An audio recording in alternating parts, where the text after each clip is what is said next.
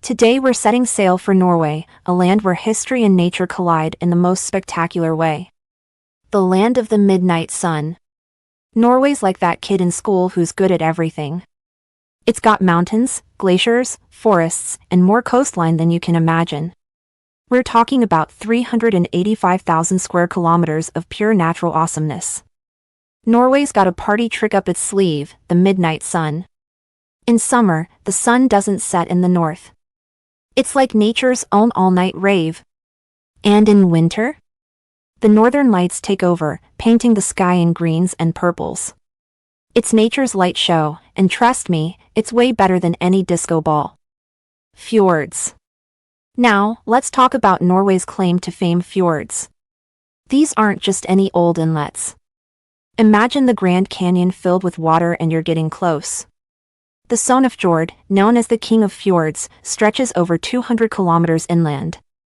That's like driving from New York to Philadelphia, but instead of highways, you're cruising through a watery wonderland. These fjords aren't just pretty faces. They're working hard, attracting tourists like bees to honey. National Geographic even called them the world's top tourist attraction. Not bad for a bunch of flooded valleys, huh? From Ice Age to Iron Age. Alright, time to hop in our time machine and head back about 11,000 years. The last ice age was packing its bags, and the first Norwegians were moving in. These early folks were all about that hunter-gatherer life, living off the land and sea like prehistoric survivalists. As time rolled on, these early Norwegians got pretty good at this whole civilization thing. By the Bronze Age, they were trading with the rest of Europe, building fancy burial mounds, and even carving cool pictures on rocks. It's like prehistoric graffiti, but way more impressive. The Viking Age. Now we're getting to the good stuff, the Viking Age. These guys weren't just about pillaging and plundering, though they did their fair share of that. They were master shipbuilders, explorers, and traders. Did you know Vikings discovered Iceland by accident? Yep, a guy named Nadid was trying to sail to the Faroe Islands but got lost and ended up in Iceland. Talk about a lucky wrong turn. They even made it all the way to North America, beating Columbus by about 500 years. But it wasn't all smooth sailing. In 872, a guy named Harald Fairhair decided he wanted to be king of all Norway. Legend has it he vowed not to cut his hair until he ruled the whole country. That's some serious hair commitment. After a few years, he succeeded in uniting Norway under one crown. The Middle Ages. Fast forward to the Middle Ages, and Norway was living its best life. They were trading with everyone, building fancy churches, and generally having a grand old time. It was Norway's golden age, and things were looking up. But then, in 1349, the party came to a screeching halt. The Black Death showed up uninvited and wiped out about a third of the population. It was like the world's worst gatecrasher. Norway took a big hit, and it would be centuries before it fully recovered. Unions, separations, and independence. After the Black Death, Norway entered into a union with Denmark. It was like a 400-year-long arranged marriage. Not always happy, but they made it work. Norway kept its own laws and customs, but the Danish king called the shots. In 1814, Norway finally broke free from Denmark, only to end up in another union with Sweden. But this time, they kept their own constitution.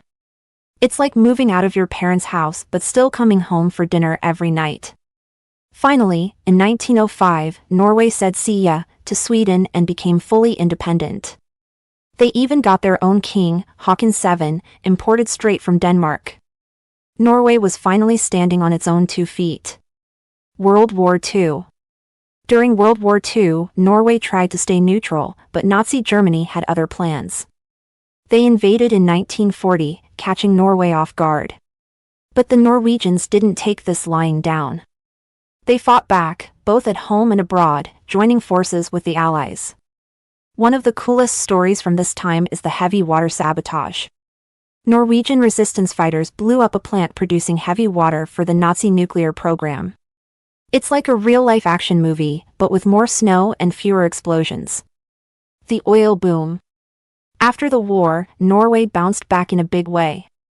They struck oil in the North Sea in the 1960s, and boy, did that change things. They went from being one of Europe's poorest countries to one of its richest. It's like finding a winning lottery ticket in your coat pocket, but on a national scale. But Norway didn't just spend all its oil money on fancy fjordside mansions. They were smart about it. They set up a sovereign wealth fund, saving the money for future generations. It's now worth over $1 trillion. That's a lot of Norwegian krone. Modern Norway. Today, Norway's known for its high standard of living, beautiful nature, and commitment to peace. They even hand out the Nobel Peace Prize every year. It's like they're trying to make up for all that Viking raiding. But it's not all serious business. Norwegians know how to have fun too. They're crazy about skiing. They even have a word, skigeld, which means ski happiness. And let's not forget about their love for brown cheese, which isn't really cheese and definitely isn't brown. It's more like caramelized goat's milk. Sounds weird, tastes amazing. Norway's also leading the charge in environmental protection. They're aiming to be carbon neutral by 2030. That's like trying to clean your room in 10 minutes, ambitious, but they're determined to make it happen. Fun facts and quirky traditions. Number 1. Norway gives London a Christmas tree every year. It's their way of saying thanks for the UK's help during World War II. Now that's what I call a long-lasting friendship. Number 2. The world's longest road tunnel is in Norway. The Lærdal Tunnel stretches for 24.5 kilometers. That's a long time to hold your breath. Number 3. Norway has a slow TV craze. They've broadcast things like a 7-hour train journey and 18 hours of salmon swimming upstream. It's like watching paint dry, but apparently, it's addictive.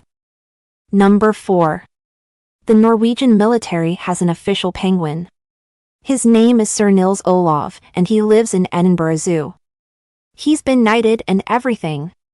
Remember to hit that like button if you enjoyed our Norwegian adventure, and don't forget to subscribe for more epic journeys through time and space.